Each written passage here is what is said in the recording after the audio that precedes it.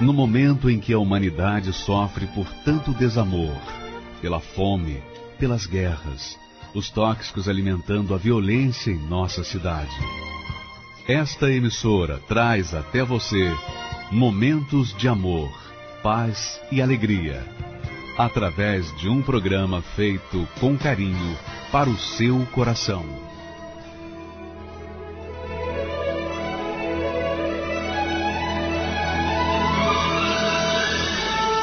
E agora, com você, a Palavra Amiga do Bispo Macedo.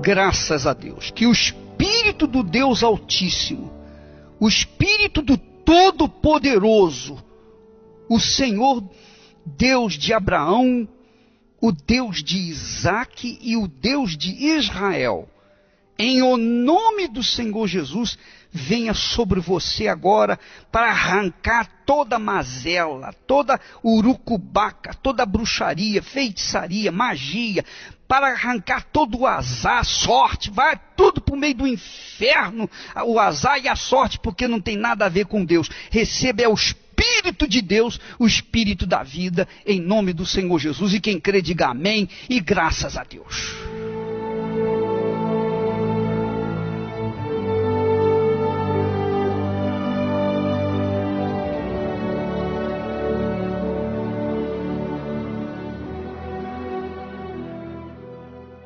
A Bíblia fala, ensina, que sem fé é impossível agradar a Deus. E o que impede a fé das pessoas? Vamos entender isso lá no Velho Testamento. Você tem a sua Bíblia aí? Abra em Gênesis capítulo 3 e no versículo 10. Refere-se a Adão. Ouvi a tua voz. Preste atenção, por favor. Acompanhe comigo a leitura aqui, esse texto, pequenininho, mas que tem um ensinamento profundo e que vai influenciar a sua vida pelo resto da vida. Que vai fazer você entender por que você fracassou e fracassa nas suas ações, nas suas atitudes, nos seus negócios, na sua vida espiritual, na sua vida emocional, no seu casamento, na sua vida física, na sua saúde. Por que as coisas não funcionam muitas das vezes? Ele disse, Adão falou para Deus, ouvi a tua voz soar no jardim e temi, porque estava nu e escondi-me. O que tinha acontecido? Deus falou para Adão, olha Adão e Eva, vocês são dono de tudo. Apesar de que tudo é emprestado, tudo é de vocês, está aqui emprestado. Vocês podem usufruir de todas as árvores frutíferas. Mas essa árvore aqui, que está no meio do jardim, é minha, propriedade minha. Então, eu a coloquei para que você pudesse entender o que é respeitar o que é dos outros. Você pode usar tudo o que você tem, mas essa árvore aqui é minha. Não toques nela, porque o dia que você tocar, sua alma morrerá. E você já sabe da história. Adão e Eva descumpriram a palavra de Deus e, consequentemente, eles tiveram seus olhos abertos e repararam que estavam nus. E quando Deus veio pela tarde para passear com eles, não sentiu falta de Adão e Eva, e então ele perguntou, onde você está, Adão? E então Adão saiu do esconderijo e disse: Senhor, eu ouvi a tua voz soar no jardim, mas eu temi, tive medo, porque estava nu, e então me escondi. Ora, o que fez ele ter medo? Qual foi a razão dele ter medo? E qual é a razão de você ter medo? Qual é a razão de nós termos medo? Você sabe. Você sabe. Há um ditado popular que diz que quem não deve, não teme. Quem não deve, não teme. Mas quem deve, teme ou tem medo. O fato é que o pecado, e tudo que é pecado, tudo que é errado, tudo que é injusto, tudo que é mentiroso, tudo que é sujo, imundo, corrupto, carrega consigo o espírito do medo. O espírito do medo. Se eu, que vivo para a obra de Deus, se eu, por acaso, tiver um deslize na minha vida pessoal, escondido de todo mundo, escondido da minha mulher, escondido de todo mundo, ninguém viu, mas para que eu possa cometer um pecado, sempre tem uma testemunha, é ou não é? Ainda que não tivesse testemunha, eu pequei e acabou. Mas quando eu tomo aquela atitude pecaminosa, imediatamente o espírito do medo ou o espírito do pecado, o espírito do pecado é o espírito do medo. Quando o pecado é gerado, também é gerado o espírito do medo. Então, imediatamente o espírito do medo toma posse de mim. E eu passo a viver com medo. Por quê? Porque eu tenho culpa. Só eu sei do problema. Só eu sei da minha culpa. Mas Deus também sabe. E o diabo também sabe. Então, são três. O diabo, eu e o próprio Deus. Assim acontece com as pessoas. Quando eu estou com medo, eu sempre vou estar, enquanto eu estiver com medo, eu estarei com o espírito do medo. E o espírito do medo barra a minha fé. O espírito do medo me impede de entrar na presença de Deus com segurança, com fé. A Bíblia diz que sem fé é impossível agradar a Deus. Porquanto, aquele que se aproxima de Deus, tem que crer que Ele existe e que se torna galardoador, abençoador dos que o buscam. Como que eu posso entrar na presença de Deus com segurança, com certeza, que Ele vai ouvir a minha oração, se eu estou com medo? O medo é um sintoma patente da dúvida. A dúvida contraria a fé. O medo contraria a fé. E com medo eu sou um fracassado. Jacó era assim. Jacó tinha tudo. Tudo. Fisicamente. Tinha dinheiro. Tinha a sua família. Tinha muitos filhos. Enfim, ele era uma pessoa muito bem sucedida. Mas carregava dentro de si o espírito do medo.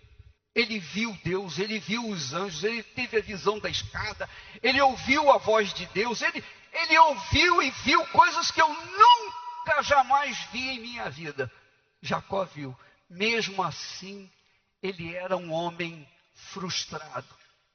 Ele era um homem apavorado, com medo.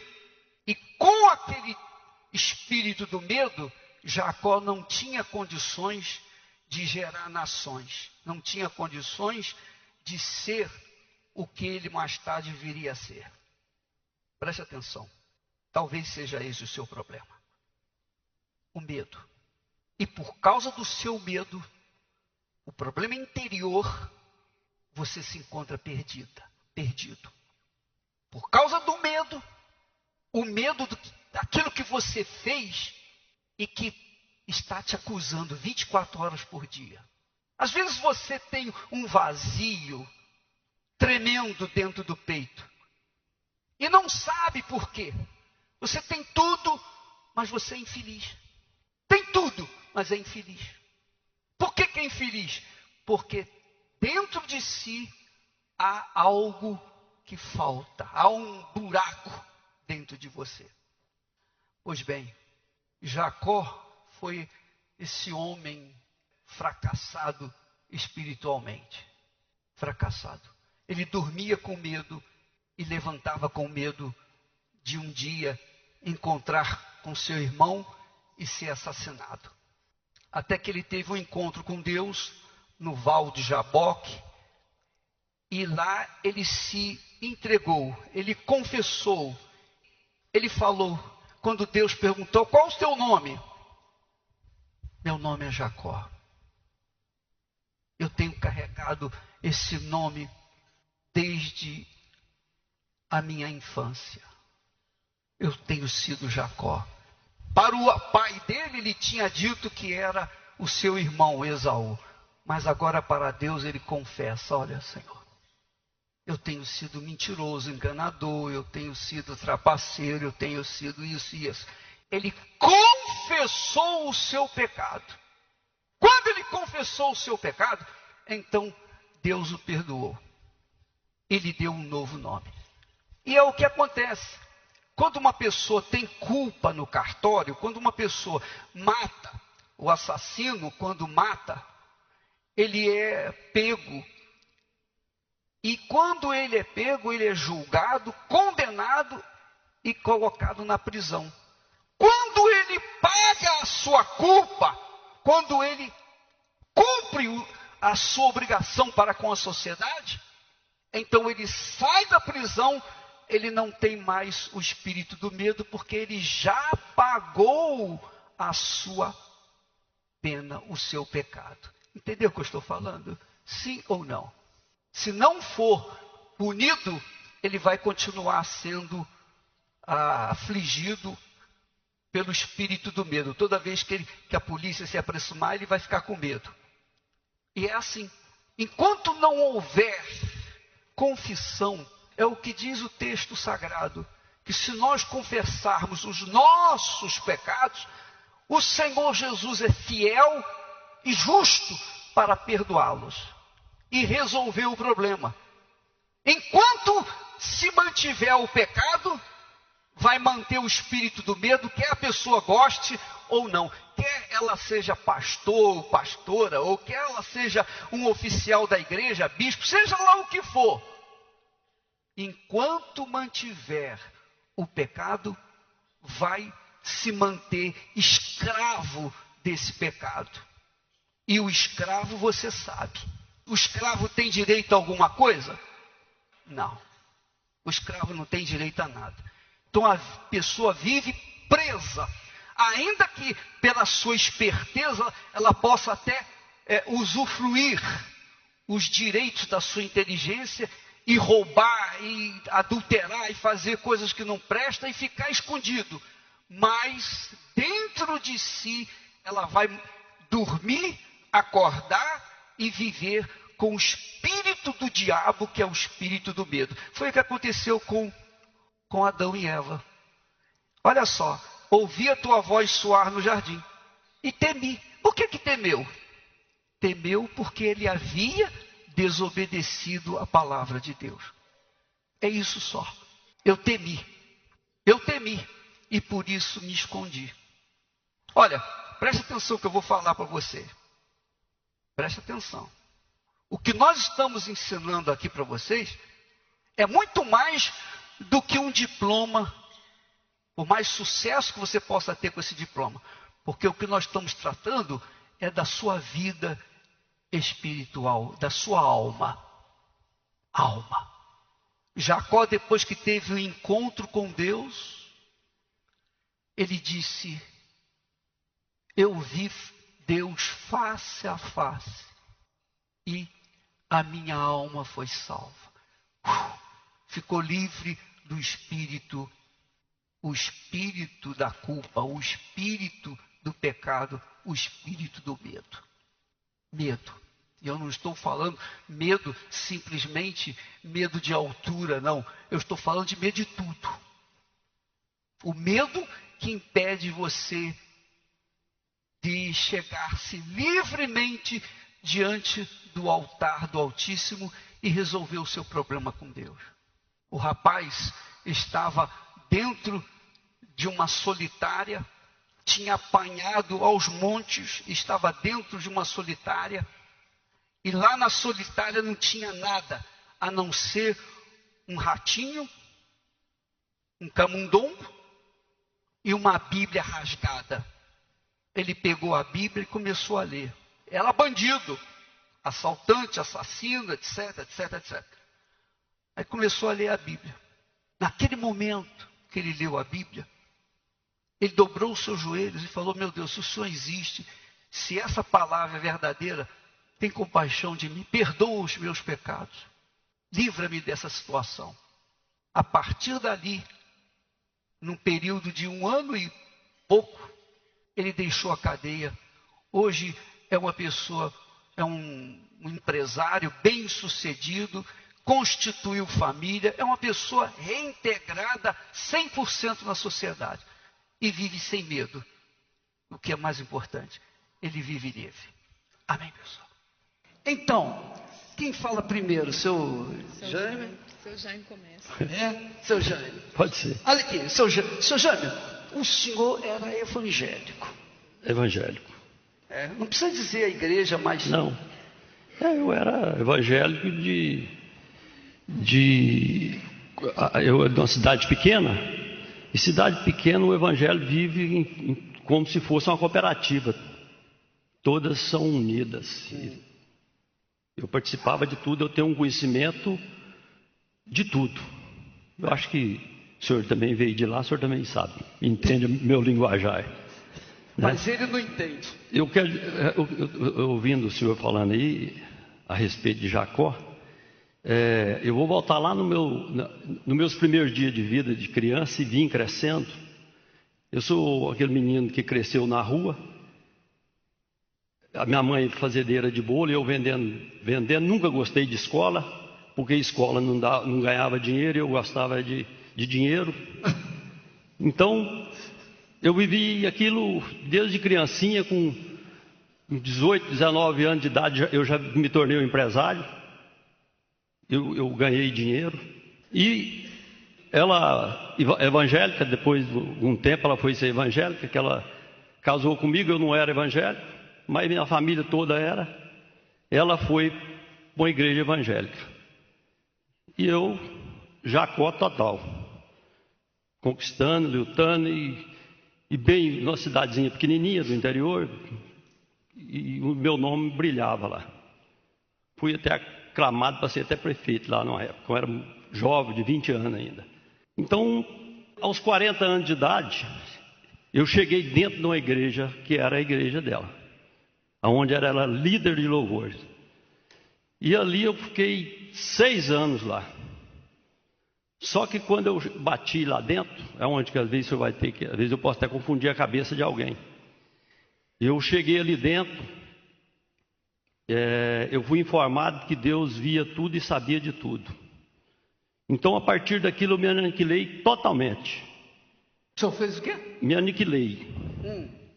Porque eu era um homem esperto demais para negócio. Não dizia ladrão, mas malandro, que olhava dentro do olho de uma pessoa e sabia fazer negócio e levar vantagem. Então, a partir do momento que eu caí dentro de uma religiosidade, morreu o Jaime. Acabou na cidade, foi até comentar, cadê aquele homem que trabalhava e produzia? Eu não dava conta de fazer mais nada, porque tudo era pecado. Quer dizer que o senhor entrou para uma igreja evangélica, por causa disso o senhor ficou neutralizado na sua esperteza, no seu jeito de fazer negócio, etc. Totalmente.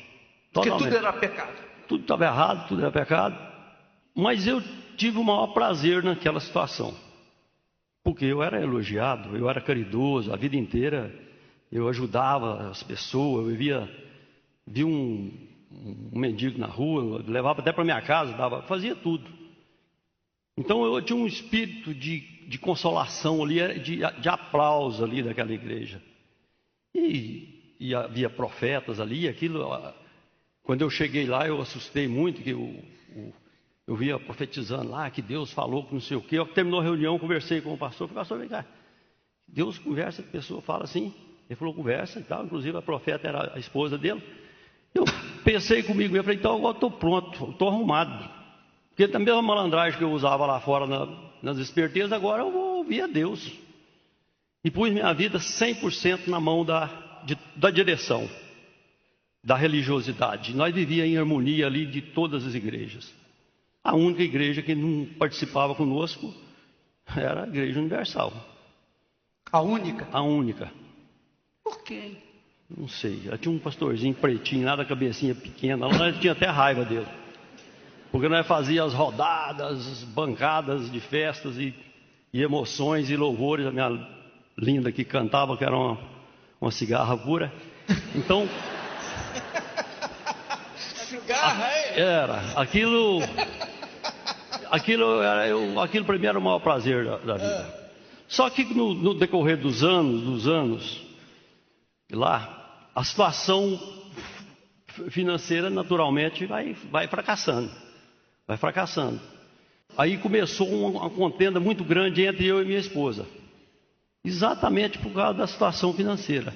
Eu já estava pronto para aceitar, até de não ter o que comer, e eu estava como se estivesse feliz, que era de Deus.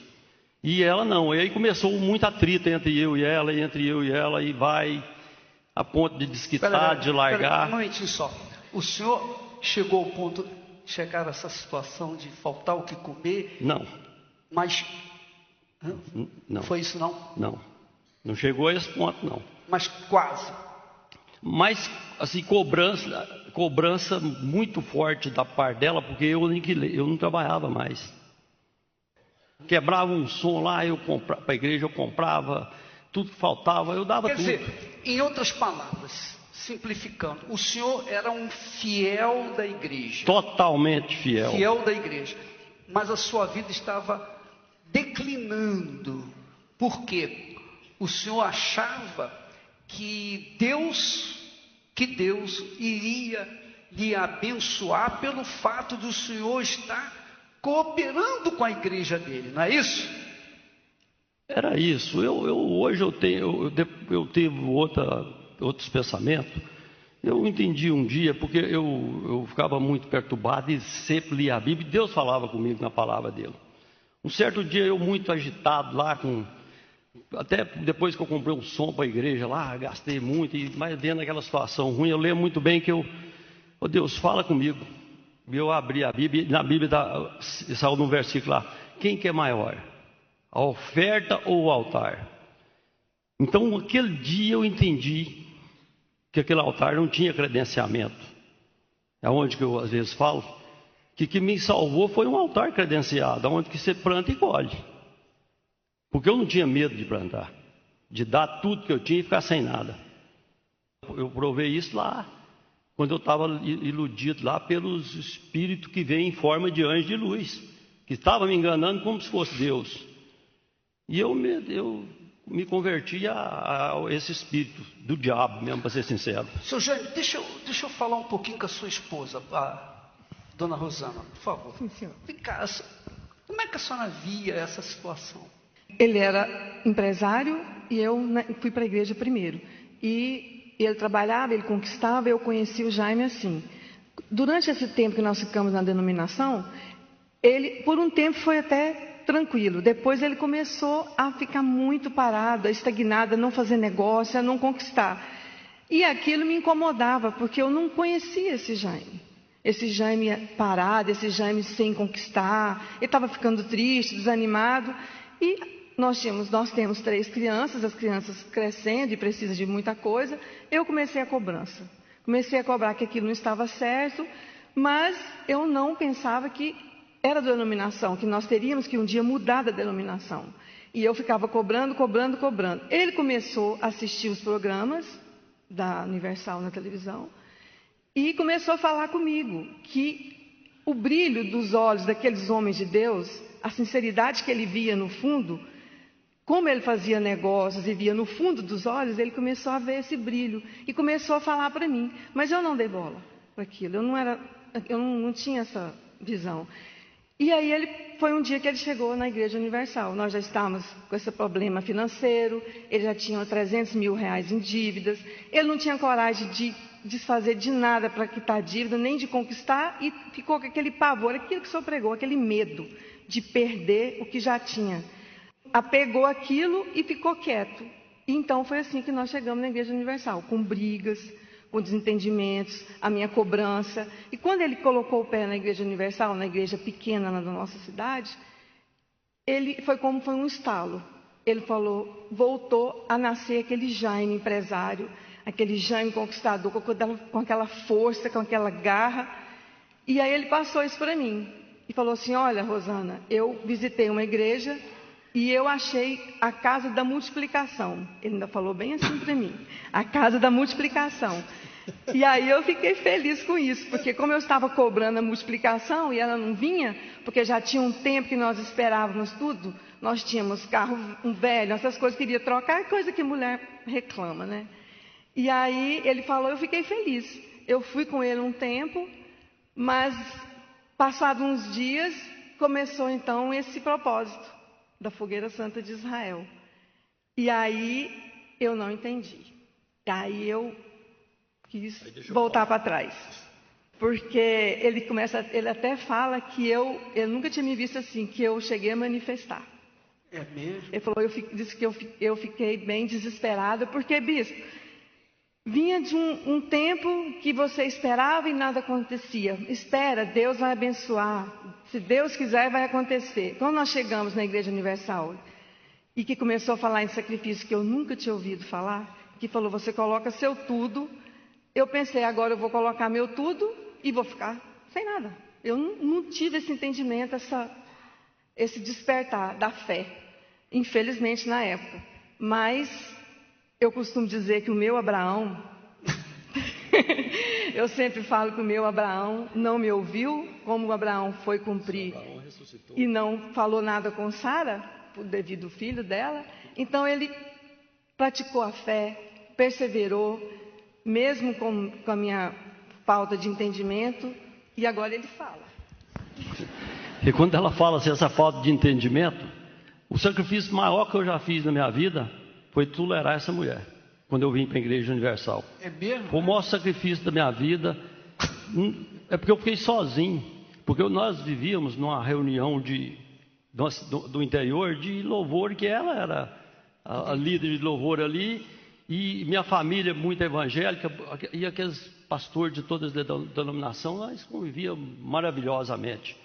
Então, quando eu defini vir para a Igreja Universal, que passei para dentro, que pulei com vontade mesmo de verdade, eu fiquei sozinho. Porque aí acabou, minha família tudo contra, todo mundo, a minha esposa contra, tudo contra. E eu fiquei só mesmo. Eu não falei aqui hoje, mas fiquei só até sem Deus, não fiquei com Deus não, porque no sacrifício não tem Deus com a gente. Eu passei a pior situação que foi, mas eu permaneci. Fiquei firme e foi muito tempo isso, não foi com a primeira fogueira santa, ela não libertou não é a segunda, nem a terceira, foi uma série de fogueiras santas. Você entendeu? E aquilo virou como se fosse implicação, porque eu fiquei só. Então, o que fez mudar a sua situação? O que fez mudar? Por exemplo, o senhor passou a frequentar a igreja, tomou conhecimento da fogueira santa, entendeu o espírito do sacrifício, enfim, o que realmente foi o pontapé inicial dessa virada? O pontapé inicial foi o seguinte: primeiramente destravou a minha cabeça para mim ter raciocínio. É uma coisa que eu tinha demais desde menino para levar vantagem. Então eu tinha raciocínio para levar vantagem.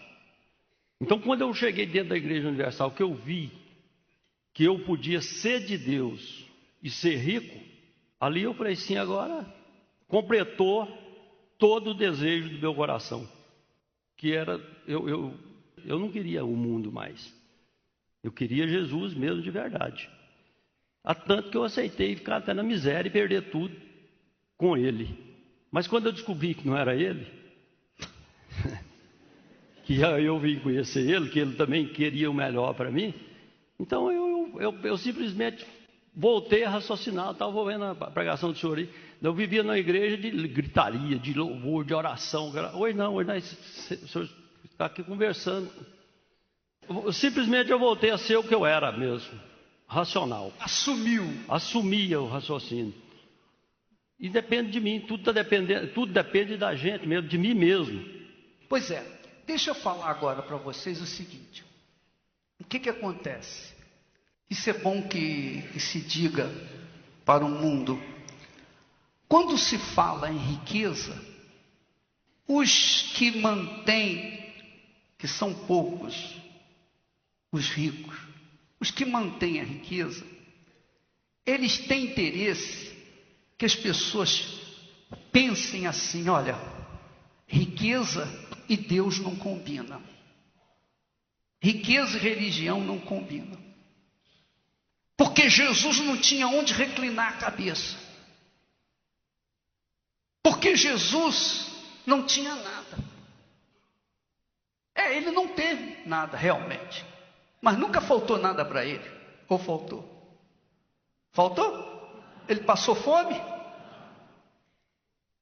Então, quando eles falam, e quando eles vêm com esse discurso religioso, é para manter o seu rebanho pobre, mas vai ver a vida deles. Os religiosos que falam, que pregam que Jesus era humilde, como se humildade fosse sinônimo de riqueza, de pobreza. Tem nada a ver. Tem nada a ver. Jesus disse, eu vim para que tenham vida e vida com abundância.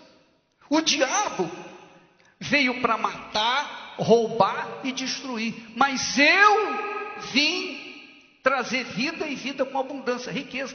Todos os homens do passado eram ricos. Todos eles eram ricos. Nós temos no ministério de Jesus até senadores. Então nós vemos que Deus veio para mudar a vida da pessoa. Ele disse, eu não vim para os sãos, mas para os doentes, quer dizer, para os necessitados, as pessoas pobres, as pessoas aflitas. Ele veio para você, minha amiga, meu amigo, que tem sido alijado da sociedade. Ele veio para você que é desprezado ou desprezível por tudo e todos. Ele veio para você que é o último.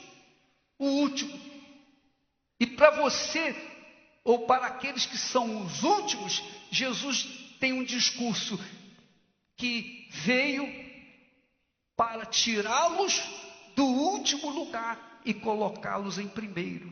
Porque ele disse, muitos primeiros serão e muitos últimos serão os primeiros.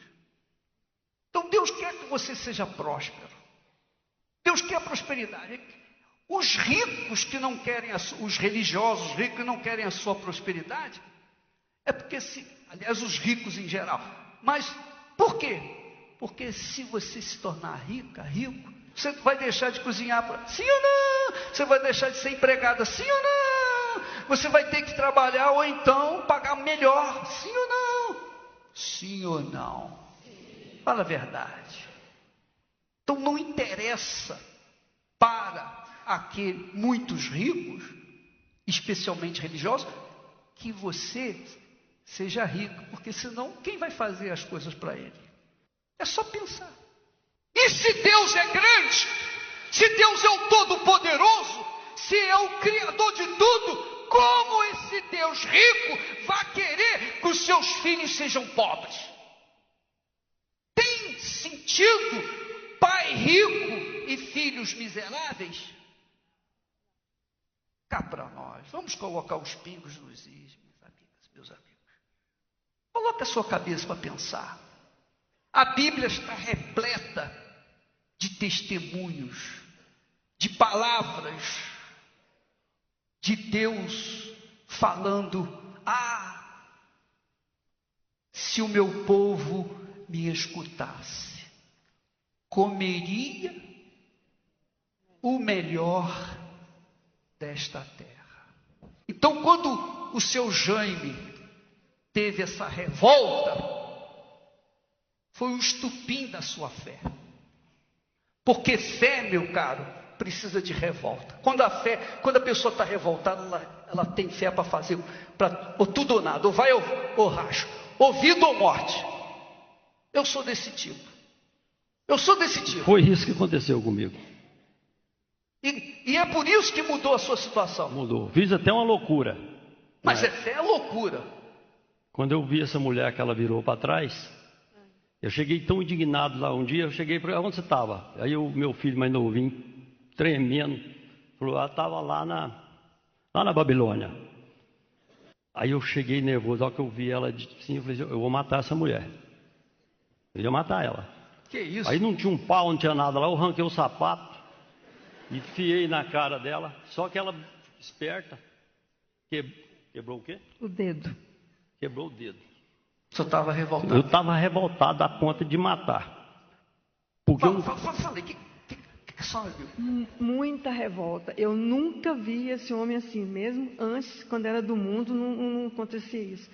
Quando eu voltei lá, que ele passou na porta da igreja e viu que eu estava lá, ele mandou me chamar. Quando eu cheguei, eu escondi no lugarzinho, aí ele chegou. Quando ele me viu, ele estava com...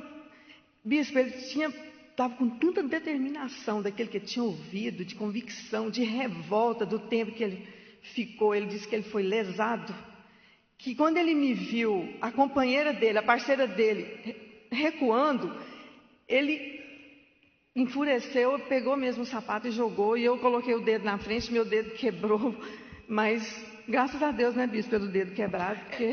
A gente se sente iludido, ludibriado, enganado. É ou não é?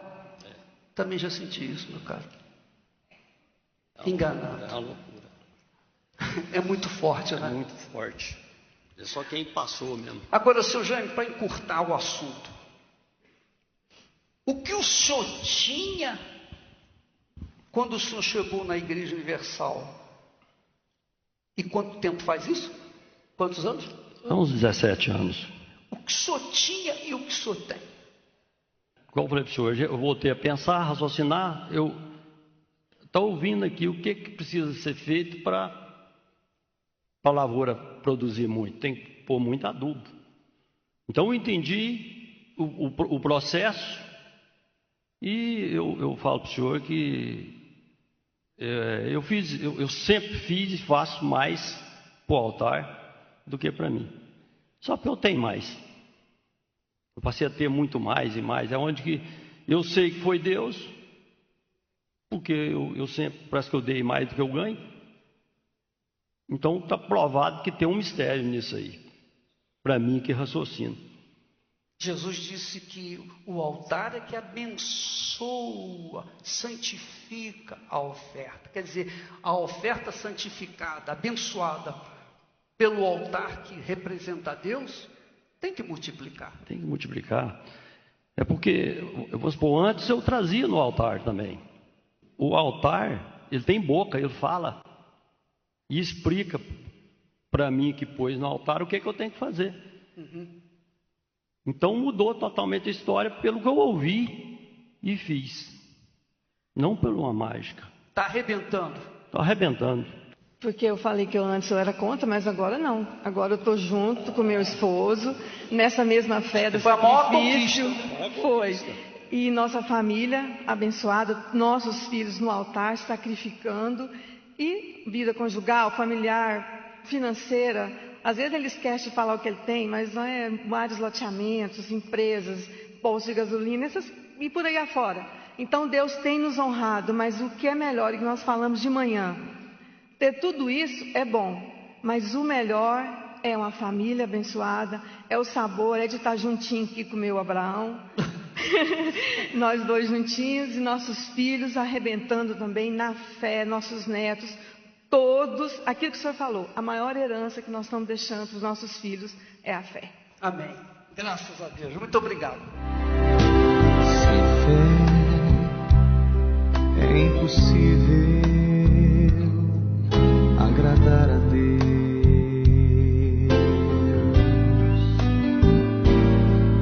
Sem fé é impossível ver um milagre acontecer. A fé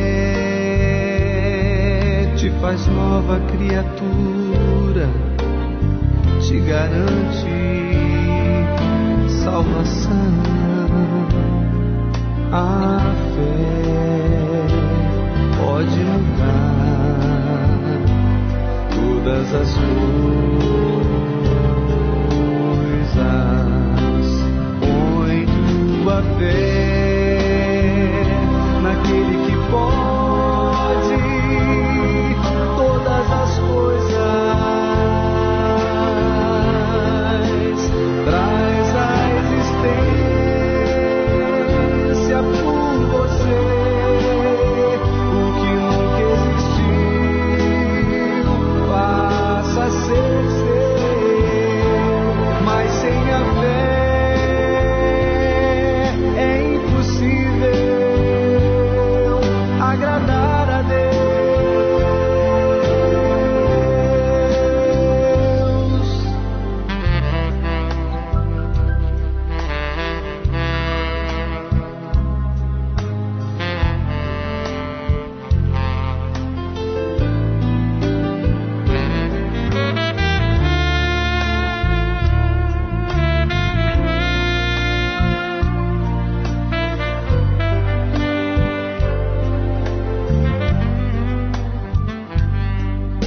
A fé te faz nova criatura, te garante salvação. A fé pode mudar todas as coisas. Põe tua fé naquele que pode todas as coisas. Traz a existência por você o que nunca existiu, passa a ser seu, mas sem a fé é impossível agradar a Deus. Agradar a Deus, quer agradar a Deus, use a fé.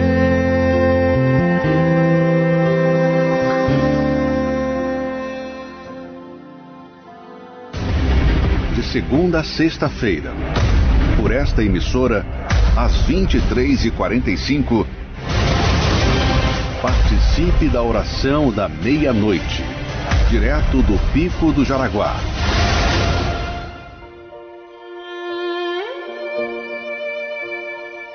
A consciência do dízimo parte do princípio de que tudo que na terra há foi criado por Deus.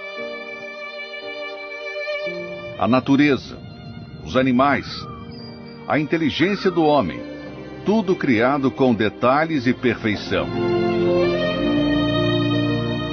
Todo aquele que ouve e pratica a palavra de Deus colhe os bons frutos da obediência. E os ensinamentos com respeito às primícias, o dízimo, vão muito além de conquistas materiais e financeiras.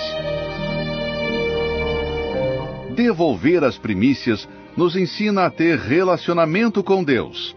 Ser fiel nos dízimos ensina a ter santidade, reverência e temor para com o Criador. E o principal, ter comunhão com o Espírito Santo.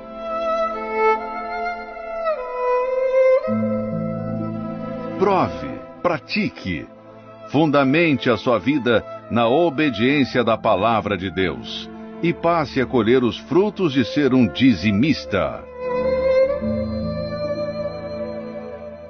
Seu Ronaldo, quando o senhor atraiu, o senhor já era pastor? Já era pastor. Há quanto tempo o senhor já era pastor? Eu fiquei pastor 5 anos. 5 anos? Sim. Além de coronel da Polícia Militar, sim, o senhor também era pastor? Sim. Aí surgiu uma mulher na sua vida, sim, o senhor decidiu largá-la por essa mulher? Por essa mulher. Muito bem. Conta a história, senhora. Dona Adriana, né? Sim, bispo, Adriana. Conta aí. Foi nessa condição que eu cheguei, bispo. Aparentemente, nós tínhamos um casamento até que bom. Então, Ronaldo, eu também policial, Ronaldo era meu comandante e meu pastor.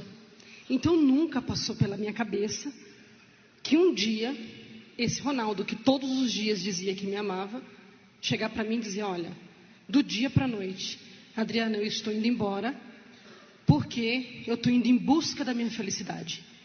Eu não gosto mais de você. E eu tentava argumentar, mas Ronaldo, como isso? Eu não estou entendendo. Não, olha, a sua voz me irrita. Aliás, eu peguei nojo de você.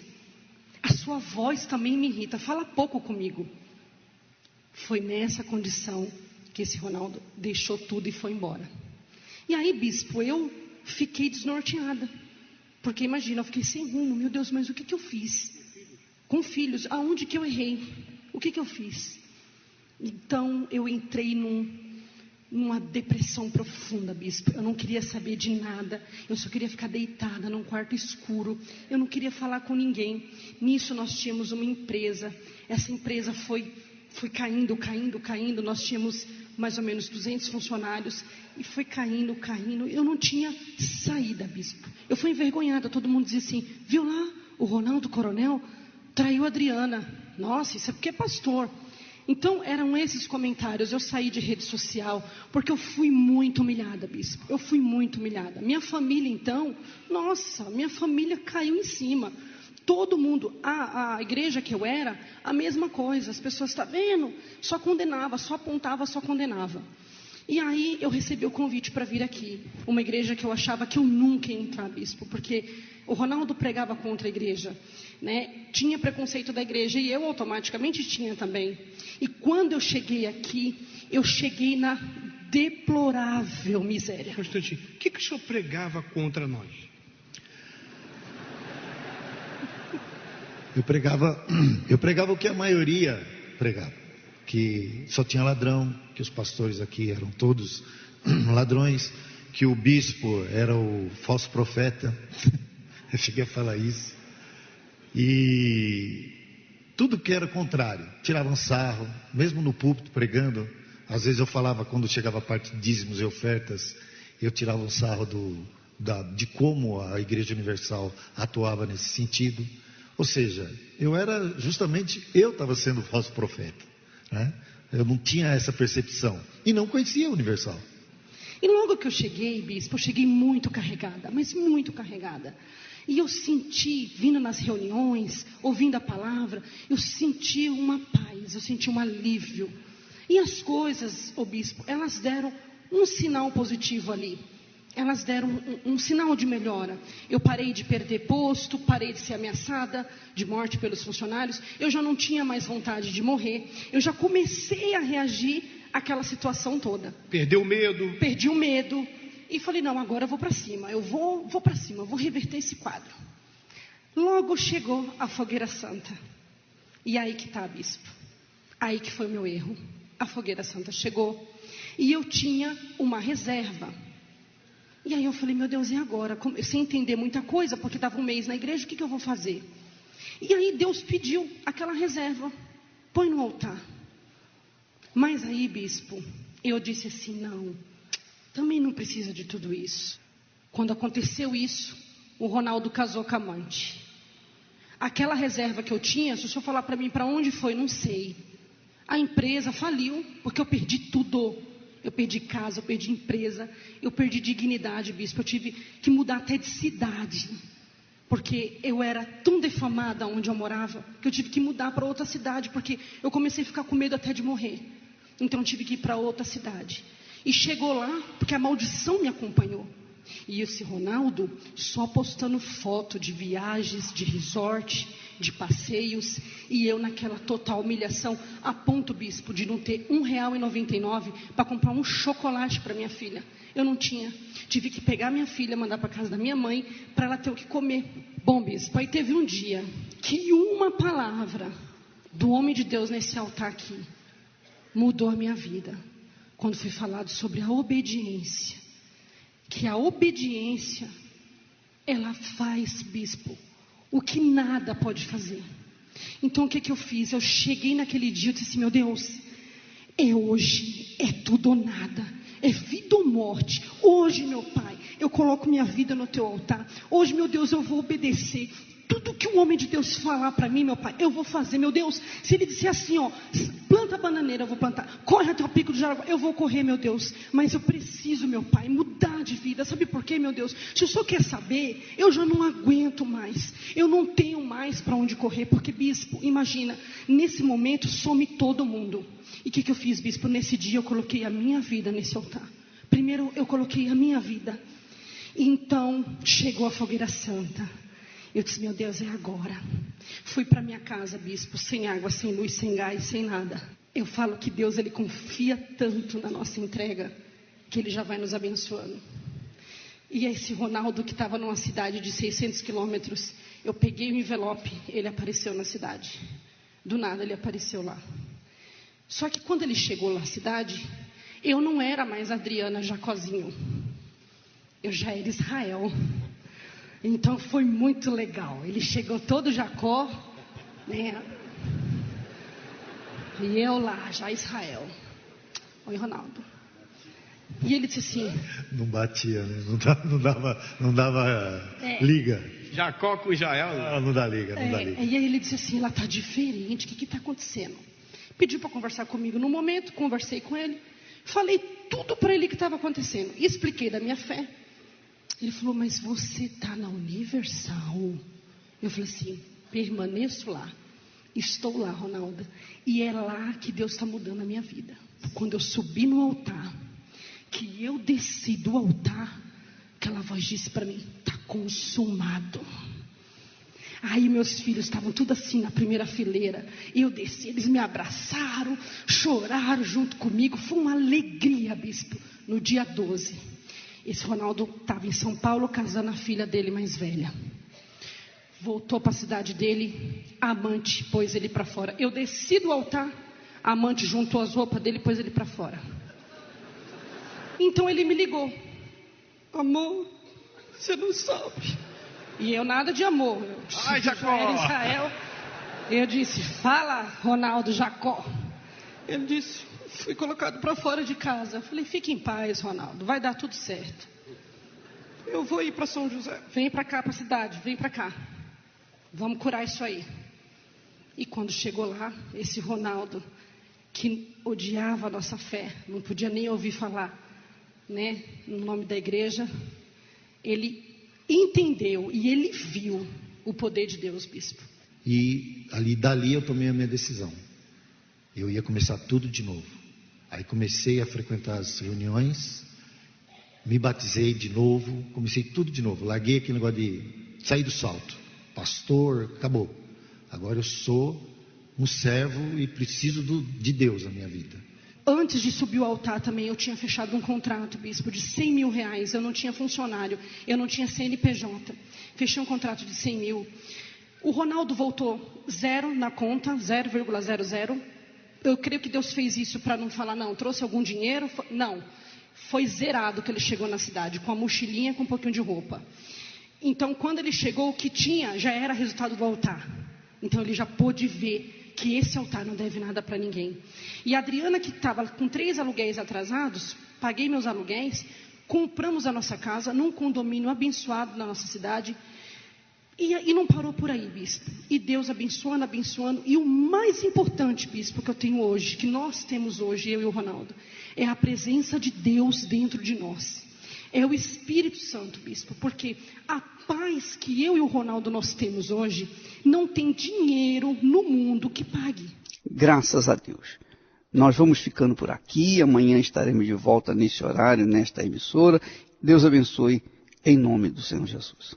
A união está nos seus momentos finais e há sinais de corações tocados, impactados, se arrependendo no altar. Batalhas estão sendo vencidas, pela fé eles conseguem romper. Perdão e misericórdia, muitos estão a receber. O altar é para isso, o altar é para isso. É o lugar do sacrifício, pra pôr um fim a toda dor. É ali que o desprezado descobre que tem valor. O altar é para isso, o altar é para isso. É o lugar do encontro com Deus, pra quem quer se encontrar.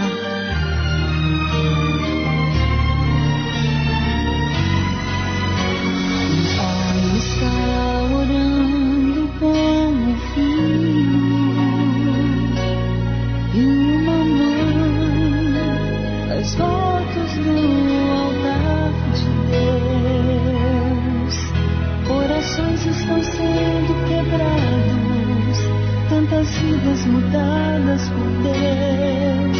Nunca mais eles serão os mesmos, depois que o fogo do altar se acendeu.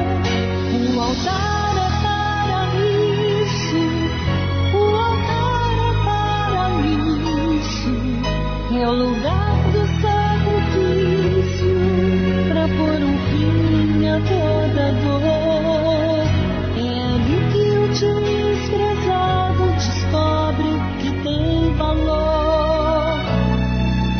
O altar é para isso, o altar é para isso. É o lugar do encontro com Deus, pra quem quer se encontrar. É o lugar do encontro com Deus, pra quem quer se encontrar. O altar